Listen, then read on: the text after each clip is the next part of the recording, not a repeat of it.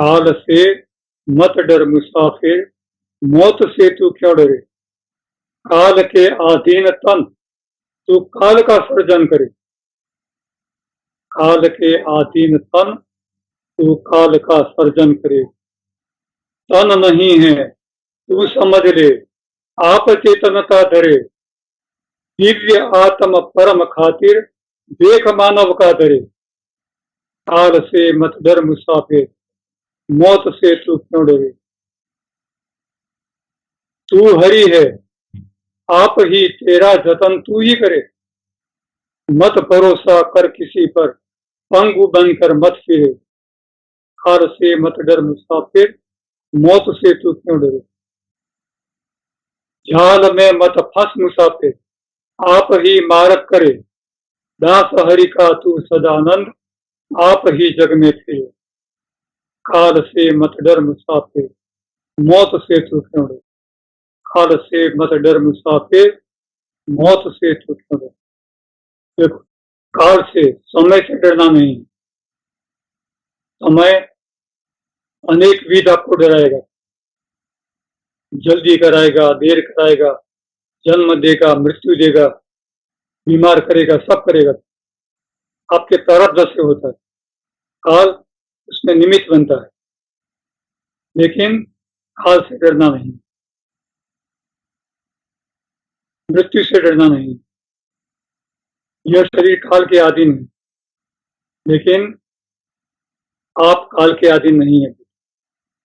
आप आत्मस्वरूप हैं, स्वतंत्र हैं। तन नहीं है तू समझ ले, बेटा आप शरीर है ही नहीं, आप तो विदेही हैं, आप तो चैतन्य रूप हैं, आप तो दिव्य आत्मा के एक धारण किए हुए मनुष्य रूप हैं। आप हरि रूप, और अपना जतन आप करें। किसी पर भरोसा क्यों करो, अपंग बनकर क्यों जियो। संसार की मोह माया के जाल में मत फंसो, अपना रास्ता आप करो।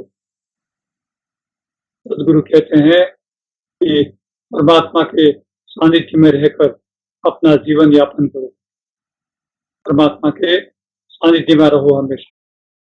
हे अनादि, हे अनंत, हे सर्वभूत विधाता, परमात्मा अनेक विध आपके साथ हैं। हे सृष्टिकर्ता, हे भक्त वत्सल, हे अंतर्यामी, हे कृपा सागर, हे अलख अपार, अलख अपार, अनंत अनंत अनंत। हे मृत्यु जीत, मृत्यु को जीतने वाले। ये काल जीत, काल को जीतने वाले महाकाल आपके भीतर ही है, और वह आप ही हैं, आप ही। महाराणा प्रताप त्याग, शौर्य और समर्पण की मूर्ति थी। उनमें अद्भुत आत्मबल, आत्मसंयम कूट कूट कर भरा हुआ था। देश प्रेम, मानव जात वो संतान की तरह मानते। घास की रोटी खानी पड़ती थी, और वो भी एक बार बनाई हुई रोटी एक जंगली बिल्ली अमर सिंह उनके छोटे से बेटे के हाथ से झपट कर ले गया। तब पिता को अत्यंत दुख हुआ। वो किस तरह व्यक्त करते हैं, अरे घासरी रोटी भी जब बन बिलावड़ो ले भाग्यो। अरे घासरी रोटी भी जब बन बिलावड़ो ले भाग्यो, नानो सो अमरो चीख पड़ियो। नानो सो अमरो चीख पड़ियो, राणा रो सोयो दुख जाग्यो। राणा का सोया हुआ दुख जागा। अरे मैं अपने परिवार को क्यों कष्ट दे रहा हूं। लेकिन राष्ट्र प्रेम, राष्ट्र प्रेम, मानव जात का प्रेम, अपने आत्मीजनों की सुरक्षा, कहीं न कहीं यह राष्ट्र प्रेम, मानव जात पर किया हुआ अंतर प्रेम, ये अध्यात्म की तरफ जाता है। उनका यह शौर्य, त्याग, तपस्या, यह आत्मबल, आत्मसंयम, सब कहीं न कहीं अंतर तक जाता है। भले इस समय ऐसे संघर्ष किए हुए लोग भले जागृत न हुए हों, लेकिन अगले जन्म के अगले अगले कुछ जन्मों के लिए उनके लिए यह रास्ता बना देते हैं। उनके लिए यह बहुत उपयोगी बन जाता है। रशिया के एक महान लेखक दोस्तोयेवस्की ने लिखा था कि यीशु ने एक बार विचार किया कि इतने सारे मेरी चर्चा हो गई, इतने सारे लोग धर्मावलंबी धर्म पालन करने वाले हो गए, यीशु को बहुत मानते हैं। तो एक आध बार यीशु ने विचार किया कि मैं जाकर स्वयं देखूं कि हकीकत में ये लोग यीशु से प्रेम करते हैं या नहीं। ये दंत कथा है, लेकिन बहुत कुछ आत्मिक गुण सीखा जाती।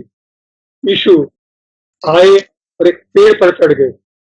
कुछ देर बाद वो देखते हैं कि सामने चर्च में से आगे आगे एक पादरी और पीछे उनके शिष्य आ रहे हैं। बराबर उसी समय यीशु पेड़ पर से कूदे। ये लोग हक्के बक्के रह गए, अरे ये तो यीशु हैं।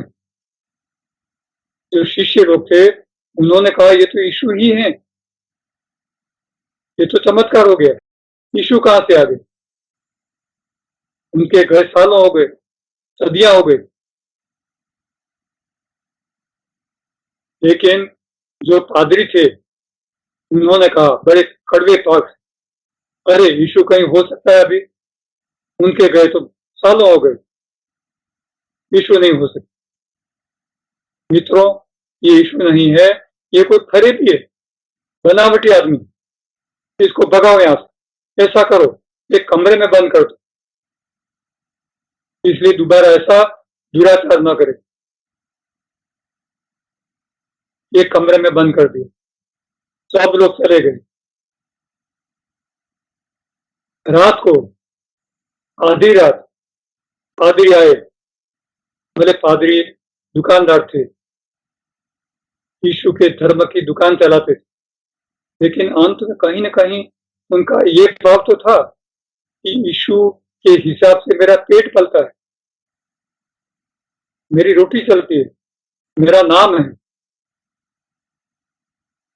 तो पादरी दरवाजा खोल करके यीशु के पैरों में पड़ते हैं और रोते हैं, कहते हैं महाराज माफ करिए मुझे, मैंने आपको पहचाना था, लेकिन मैं यदि आपको जान लेता, पहचान लेता, तो मेरे सब शिष्य आपके पीछे पीछे चलने लगते, मैं शिष्यों से खाली हो जाता और मैं भूखे मर जाता। बेटा संसार ऐसा है, संसार फरेबी है, ये फरेब करता है, कहीं न कहीं वो स्वार्थी है, संसार स्वार्थी है। इसीलिए पादरी को उनके प्रति दुर्भाव बताना पड़ा। ऐसा संसार दुकानें चलाकर बैठता है, लेकिन यीशु तो माफ ही कर दे, वो तो क्षमा ही कर दे।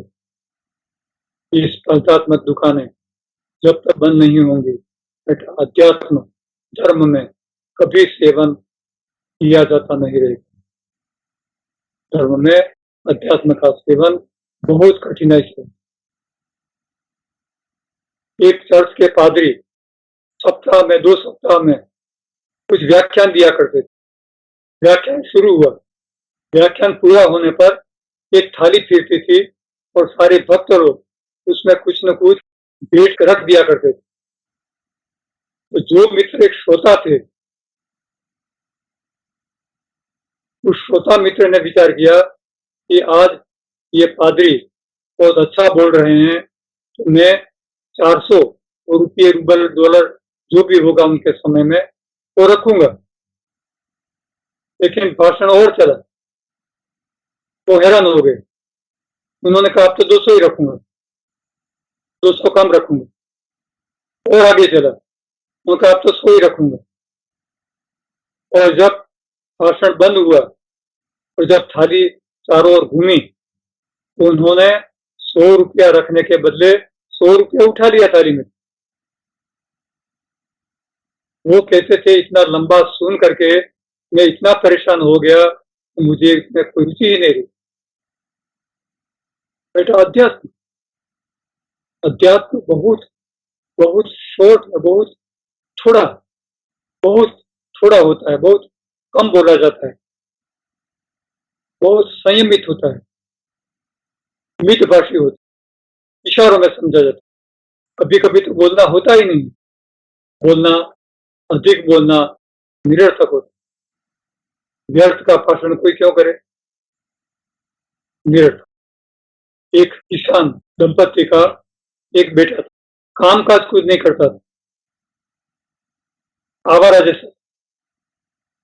पिता कभी काम सौंपते, वो नहीं करता। माँ बाप ने सोचा, हम किसान हैं, किसानी काम नहीं सीखेगा या और नौकरी धंधा नहीं करेगा तो इस लड़के का पेट कैसे पड़ेगा? उसका शादी ब्याह होगा, कुछ जवाबदारी उसको लेनी होगी, ये अपनी जिंदगी में क्या करेगा? हमेशा माँ बाप इस चिंता में लगे रहते। पिता ने एक दिन कहा, बेटे गायों को घास दे देना। खेत में चले गए। खेत से वापस आए तो गाय भूखी खड़ी। उन्होंने बहुत भला बुरा कहा लड़के को, बेटा इतना तो सोचो कि ये गूंगे प्राणी है, ये हमारी तरह खाना मांग कर नहीं खा सकते। ऐसे प्राणियों को समय पर खाना न देना बहुत बड़ा पाप है। क्यों किया बेटा? ऐसा बहुत बड़ा अपराध किया तुमने। आज मैं बहुत नाराज हूं। पिता इतने नाराज हुए, उन्होंने कहा, या तो हम या ये लड़का, दो में से एक रहेगा। माँ बाप ने रात को विचार किया, कल हम यात्रा के लिए निकलते। लड़के को चाहे जो करना हो सो करे, लेकिन माँ बाप का दिल था, पिता का दिल था। वो ऐसा करना चाहते थे कि लाठी टूटे नहीं और सांप मर जाए। लड़का तकलीफ भी सहन न करे, काम काज भी सीख जाए और अपना काम भी करता रहे, जिंदगी बन जाए उसे।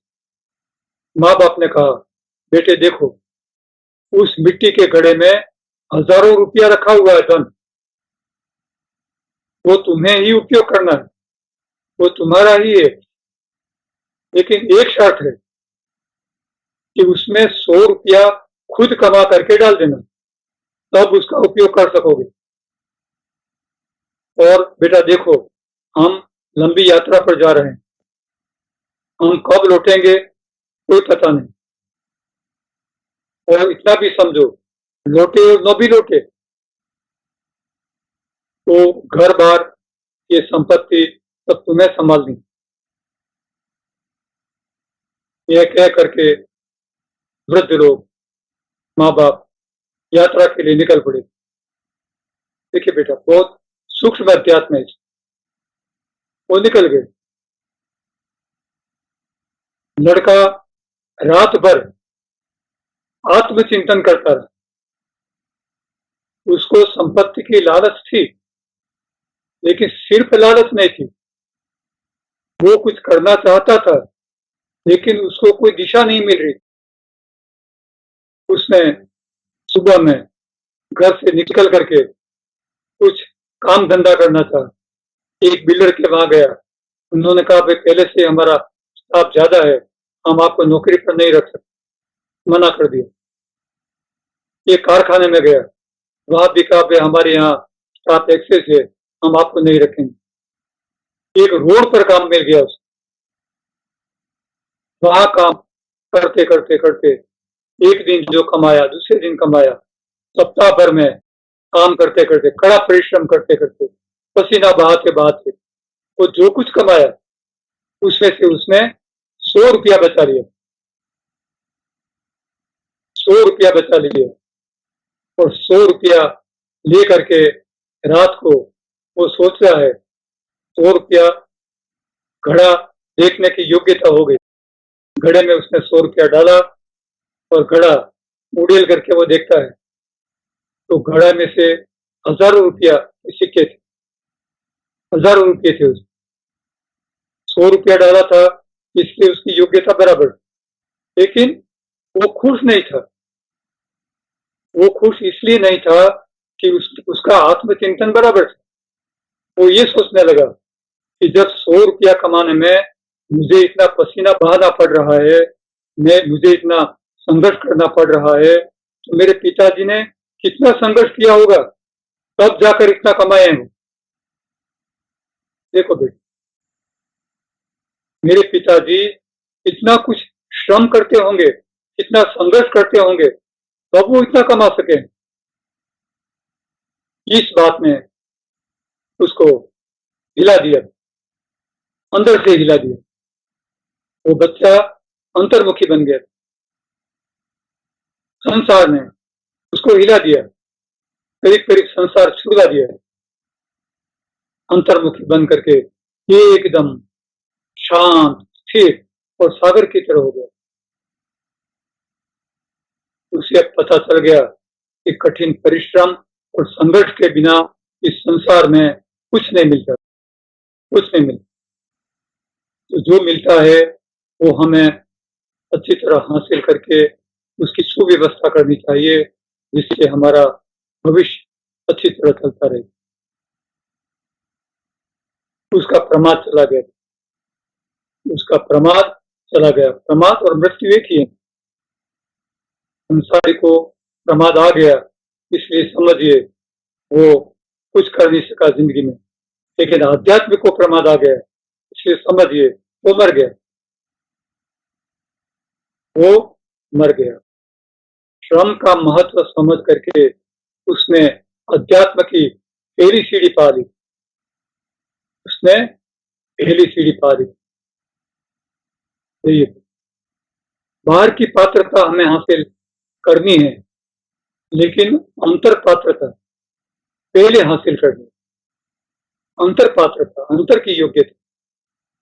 हम बाहर से चाहे कितने भी बड़े हों, हमने कितने साधन जुटाए हों, हम कितने बड़े बड़े होकर घूमते हों, लेकिन अंतर की पात्रता में दाग पड़े हुए हों, अंतर की पात्रता में मेला पड़ा हुआ हो, बेटा ये हमारी अंतर की कामयाबी नहीं हुई, अंतर की योग्यता नहीं हुई।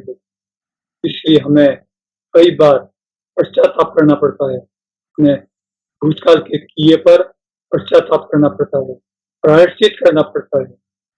कई बार मन को का दमन करना पड़ता है, लेकिन दमन अधिक नहीं करना चाहिए।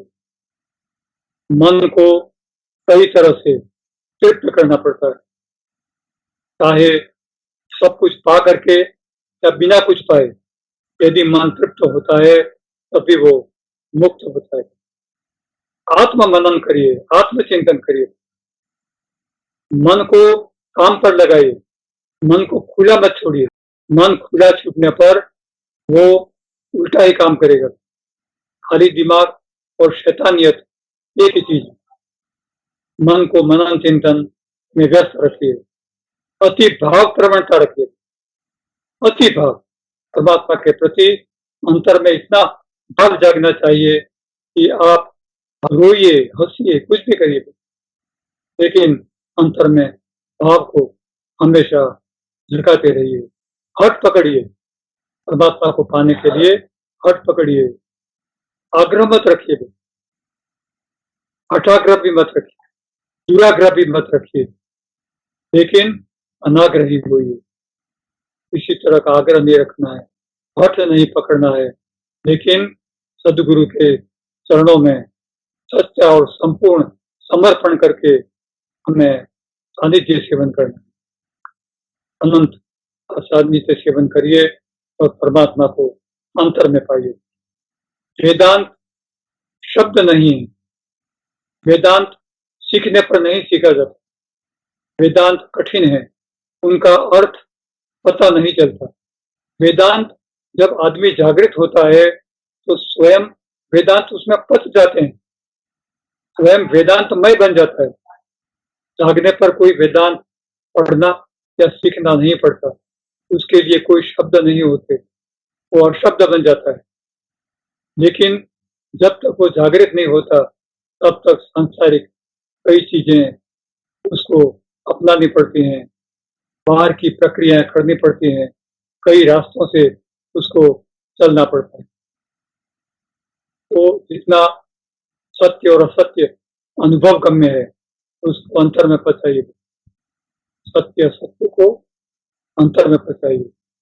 सत्य आपका कितना भला कर सकता है बेटा, आपका रास्ते का तो पाथी बन सकता है।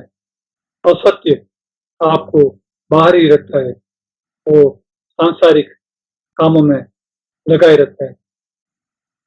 शब्द सत्य के वाहक हैं, शब्द पर भरोसा मत करिए, लेकिन शब्द के मर्म को अवश्य ही अपने अंतर में पचाइए। एक वैद्यराज व्यक्ति एक बार किसी मित्र के घर आए।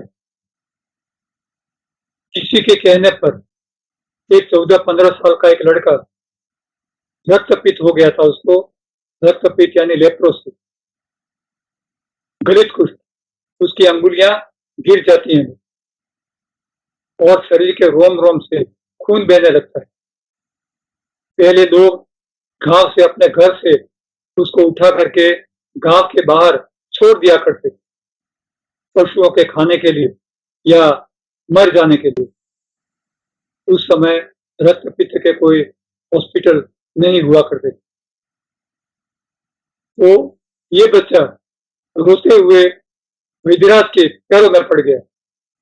ये महाराज, आप ही मुझे बचाइए, मेरे माँ बाप, मेरे स्वजन मुझे गांव के तपोवन में छोड़ देंगे, या तो जंगली पशु मुझे खा जाएंगे, या मैं भूखों मर करके मर जाऊंगा। आप ही बचाइए मुझे। आपका ख्यात नाम है, आपका नाम है, आप अच्छे वैद्यराज हैं, तो मेरा रोग दूर करिए।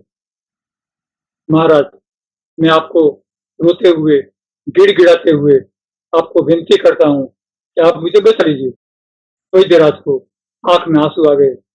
उन्होंने कहा, बेटा जरूर बचोगे, लेकिन देखो, मैं जैसा कहूँ वैसा कर सकोगे? उन्होंने कहा, महाराज करूंगा, करा हुआ ही हूँ। मरने के लिए कहेंगे तो भी मैं कर सकूंगा, जो कुछ कहेंगे मैं करूंगा। वैद्यराज ने कहा, देखो बेटा,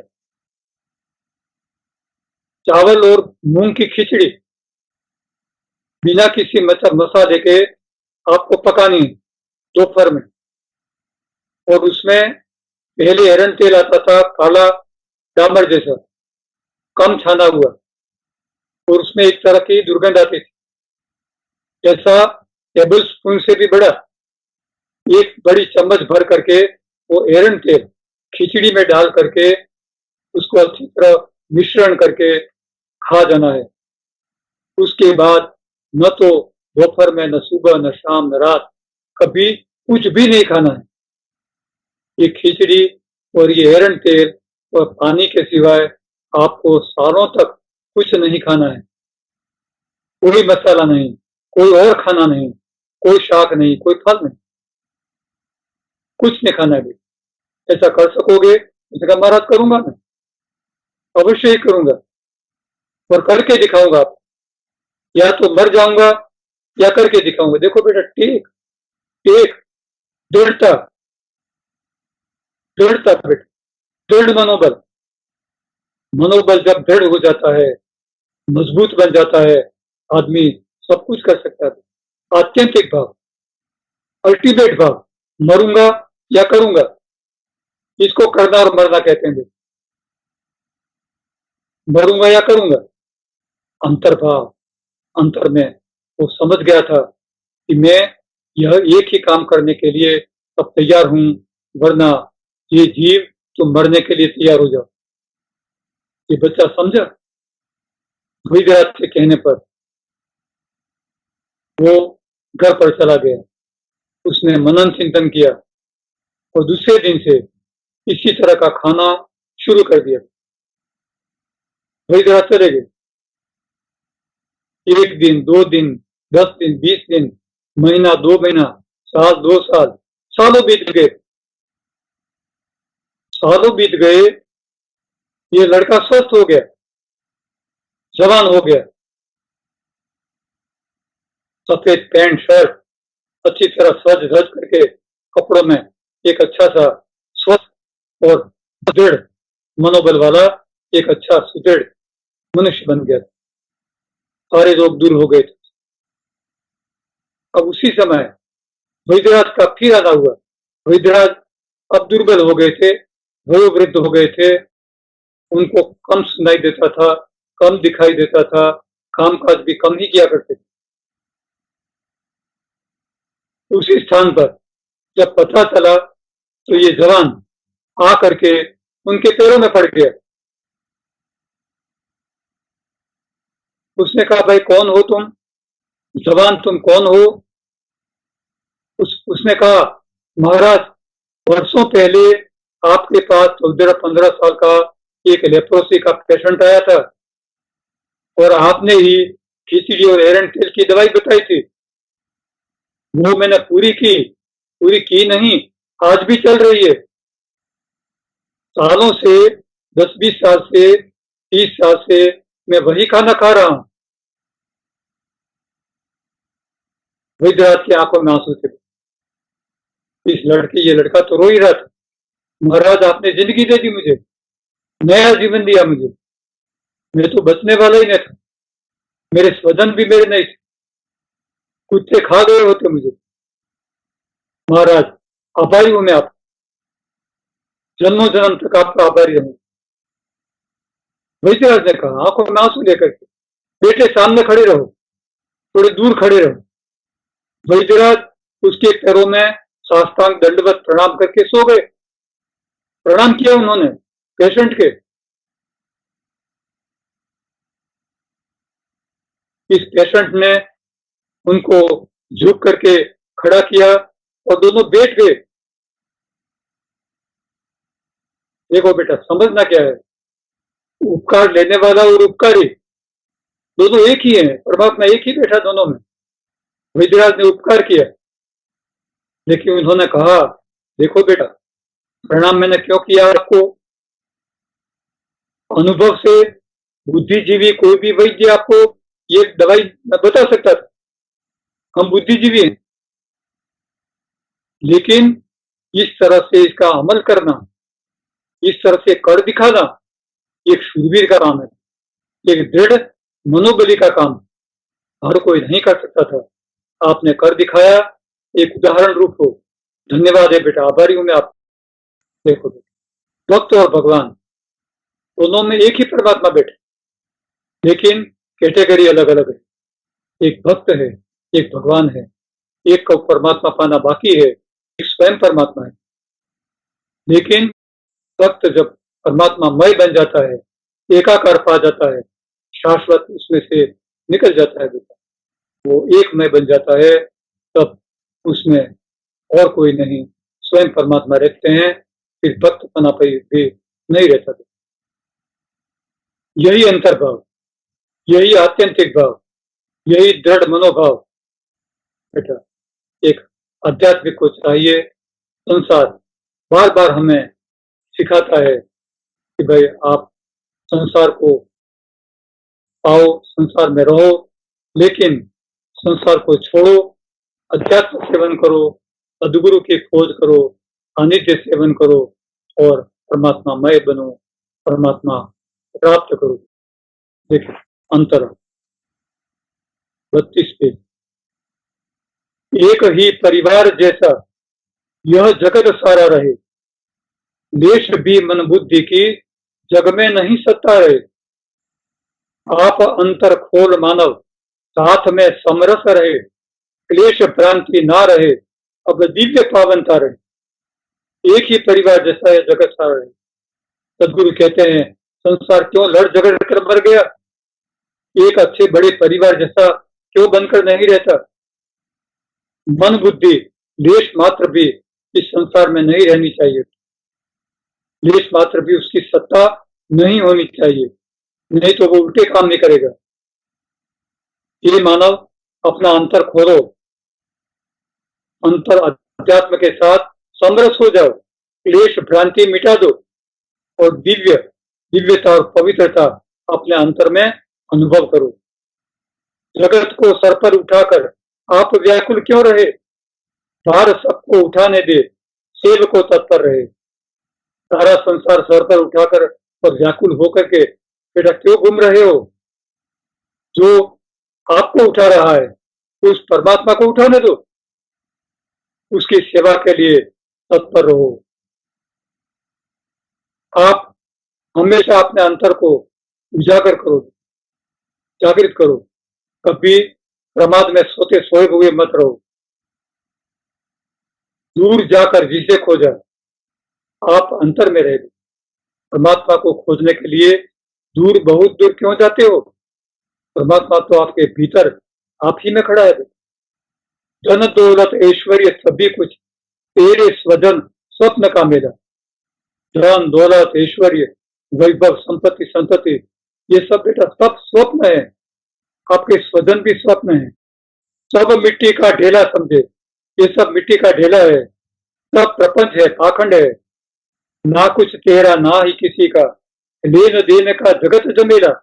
ये लेन देन का जगत जमेला खड़ा किया है आपने, संसार खड़ा किया है, मात्र कल्पना है। इस लेन देन में कोई अंतर नहीं है बेटा, कोई परमात्मा नहीं है। तुझे लूट कर चला काल तो अब क्यों रोगे आप अकेला? काल ने तुम्हें छल दिया है, काल ने आपको छल करके आपका शरीर छल दिया, ले लिया, आपको मार दिया। अब क्यों रो रहे हो बेटा? जब तक शरीर था आपका तब तक परमात्मा को क्यों नहीं पा लिया? आनी थी वह आकर रह गई, आकर जीवन को कुछ कह गई। आधी मूड मार को दे गई, बाकी थी आंसू में बह गई। आई तो कुछ लेकर आई, गई तो कुछ समझा करके गई। ऐसी पीड़ा धन्य बना गई, अनंत हरि की कथा सुना गई। पीड़ा जीवन में अवश्य आनी चाहिए बेटा। आनी थी वह आकर रह गई, आनी थी, आती ही है पीड़ा जीवन में। आई आकर के रह गई, कुछ टाइम समय रुक गई और जीवन में कुछ कह गई। बेटा क्या कह गई? आधा मूड मार दे गई, आधा मार ही गई। वो इतने दुख दर्द पीड़ाएं सहन की हमने कि उसने आधा मार ही दिया हमको, हमें आंसुओं से रुलाया। वो कुछ देकर गई, कुछ लेकर भी गई, वो हमें कुछ समझा करके भी गई और वो हमें धन्य बना करके गई। और वो पीड़ा अनंत की कथा सुना गई, अनंत परमात्मा की हमें कथा सुना गई, अनंत परमात्मा की तरफ हमें झुका गई। इस पीड़ा से मरे न कोई, फिर भी अनंत पथ में सोए। ये पीड़ा आपके परमात्मा पाने के रास्ते में सोई हुई है, अवश्य मिलेगी, लेकिन इससे कोई मरेगा नहीं, वो किसी को मारेगी नहीं। तुझे जगावे ललक लगावे, सब मरमान तक कंटक बोए। वो कांटे बोएगी लेकिन वो मर्म स्पर्शी होंगे, आपको मर्म सिखाएगी, आपको अंतर में मर्म पचाएगी, परमात्मा के प्रति आपकी ललक जगाएगी, आपको विचलित नहीं होने देगी और आपको अनंत की तरफ झुकाएगी।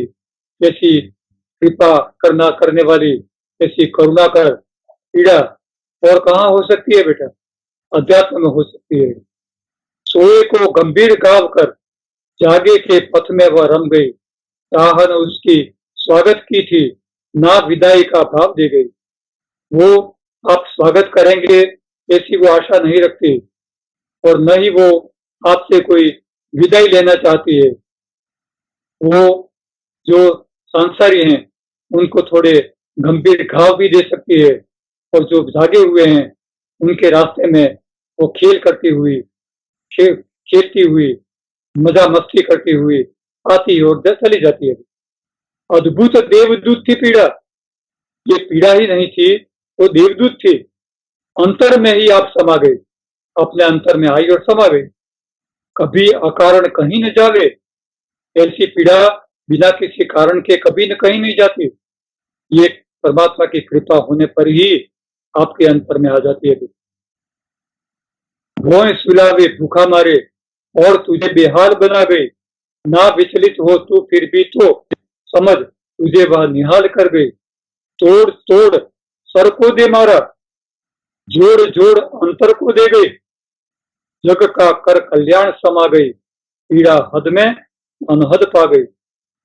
बेटा आपको जमीन पर सुलाया, आपको बेहाल भी बनाया, आपको विचलित किया, आपको बेहाल किया, आपको कई बार तोड़ा जोड़ा, कई बार आपको पछाड़ा, लेकिन अंत में इस पीड़ा ने आपके कल्याण के लिए आपको अंतर का रास्ता बताया। बेटा सोए को वह आप जगा गई, बैठे को उठ बैठ करा गई। सोया था उसको जगाया, जो जागा हुआ भी सोया हुआ था उसको उठ बैठ कराई, थोड़ी सजा की। अनंत पथ के पथिक को वही चौराहे में राह दिखा गई। यही आपके अनंत के रास्ते में चौराहे पर सदगुरु के रूप में ये पीड़ा आपको रास्ता दिखाती है, आपको पाथेय देती है। लाठी और फानुस लिए सदगुरु के साथ बेटा वही खड़ी रहती है। जग से तोड़ा, हरि से जोड़ा, अंतर्मुख वह आप बता गई। जिसने इस पीड़ा को समझा, हरि को, हरि की उसको राह दिखा गई। परमात्मा का रास्ता बेटा उसी ने बताया, इसलिए इस पीड़ा को हम धन्यवाद ही देंगे। समझा जिसने धन्य बना वह, ना समझा कुराम बताया। जिसने इस पीड़ा को समझा वो धन्य बना, नहीं समझा उसने मरा मरा करके पूरा मचा दिया, चारों ओर चिल्लाया, झगड़े किए, उसका मर्म समझ न पाया, वह लाभान्वित हो न पाया। इस पीड़ा के मर्म को जिसने नहीं समझा उसको उसका लाभ कभी नहीं मिला। जग ऋणी है उस पीड़ा से जिसने हरि का द्वार दिखाया। ऐसी पीड़ा से संसार ऋणी है, कर्जदार है, क्योंकि ऐसी पीड़ा ने ही परमात्मा का रास्ता दिखाया। आवे तो वह जावे समझे, अपने को मेहमान बताया। ये पीड़ा आती है तो चली भी जाती है। और किसी ने पूछा कि पीड़ा आप क्यों आई है, तो उसने कहा बेटे मैं मेहमान हूँ, मैं आऊंगी भी और जाऊंगी भी, और मेहमान की तरह मैं अपना काम कर सकूंगी। तुझको बिरादरी छोड़ेगी, तेरे स्वजन दूर भागेंगे, काल और कुदरत तेरी कव्वत का इम्तिहान ले लेंगे। कठिन घड़ी आएगी, नभ से आग और ओले बरसेंगे, फिर भी जो विचलित ना होगा उसके आंगन फूल खिलेंगे। सदगुरु कहते हैं कि बेटा पीड़ा जब आती है, संसारी जब अध्यात्म में नया नया आता है तो उसको बिरादरी छोड़ देती है, उसके स्वजन भी दूर चले जाते हैं, काल रूठ जाता है और कुदरत उसकी कव्वत की परीक्षा ले लेता है। कठिन घड़ी आती है, आकाश भी जैसे कि ओले और आग बरसाता है बेटा, लेकिन जो विचलित नहीं होता उसके जीवन में सुख ही सुख होता है। पीड़ा शामक कुछ मत लेना, पीड़ा को ही सहते रहना। आप जिस तरह डॉक्टर लोग कहते हैं उसी तरह पीड़ा भी कहती है कि हे मित्रों, मुझे शमाने के लिए आप कुछ पीड़ा शामक दवाई मत ले लेना। सदगुरु भी यही कहते हैं, इस पीड़ा को सहन करो, पीड़ा शामक औषधि मत लो, पीड़ा को ही सहते रहना। पीड़ा के उस पार अनंत सुख सागर में तू जीते रहना। ये पीड़ा अनंत सुख सागर में आपको स्नान कराएगी, आपको अनंत सुख देगी। कर्म यहाँ कुछ काम ना आवे, आपके सांसारिक बड़े बड़े काम कोई किसी काम के नहीं होंगे बेटा, सब नरक ही होगा। आपके किए हुए कोटि कोटि कर्म नरक के सिवाय और कुछ नहीं होगा बेटा। यहाँ कर्म यहाँ कुछ काम ना आवे, साधन से पर होते रहना। कठिन घड़ी आवे तो अपने आप तपन में तपते रहना। बेटा कठिन घड़ी काल लाए तो तपे, तपावे तो तपते रहना, लेकिन इस कठिन घड़ी से पर होने के लिए ऐसे प्रयत्न मत करना कि जिससे आप आनंद का रास्ता ही भूल जाओ। सीखे आप पीड़ा से, न विचलित हो कभी उससे, तपा लोहा घटेगा घाट, रह तू दूर ठंडे। रहेगा आप अंतर में, डरे मत काल डंडे से, न पावे तू कभी अचरज, लगा मत रह तू झंडे। सदगुरु कहते हैं कि जिस तरह लुहार भाई किसी लोहे का घाट गढ़ने के लिए लोहे को तपाते हैं, एरन पर चढ़ाते हैं, हथौड़ा मारते हैं और घाट घड़ते हैं, लेकिन उसको फोर्सेप में उसको पकड़ करके अच्छी तरह पकड़ करके ठंडे पानी में बुझाते हैं। बेटा क्यों? तपे हुए को बुझाते हैं क्यों? क्योंकि घाट घड़ गया होता है। जब वो कोई दराती, कोई कुल्हाड़ी या कोई आपकी घर की रसोई घर की कोई चीज बन गई होती है, तो वो तपे हुए और घाट घड़ गए लोहे को फिर पानी में, ठंडे पानी में भिजाते हैं। बेटा आप शांत हो जाओ, आप स्वस्थ और सुखी हो जाओ। आपके तपने का समय पूरा हो गया। आपके ये हथौड़े खाने का, मूड मार खाने का समय अब बेटा पूरा हो गया। अब आपको तपना नहीं होगा। काल अब आपको पीड़ा नहीं देगी। सारा काल की पीड़ा और सारी कठिनाइयां सदगुरु ने अपने आप ही बेटा इस सबको हरण कर ली हैं, आपसे हर ली हैं, आपको निर्भर बना दिया है बेटा, निर्भर। बस सुख शांति और आनंद के सिवाय आपको कुछ नहीं पाना है। अनंत का रास्ता बेटा इसी तरह आते रहिए, उसी रास्ते पर आगे चलते रहिए और सदगुरु को कभी बेटा भूलिए मत। बेटा सेवन करते रहिए। सदगुरु का यही संदेश है। इसी को आप अंतर में एक गहने की तरह, रत्न की तरह बेटा धारण करते। सदगुरु हमेशा आपके साथ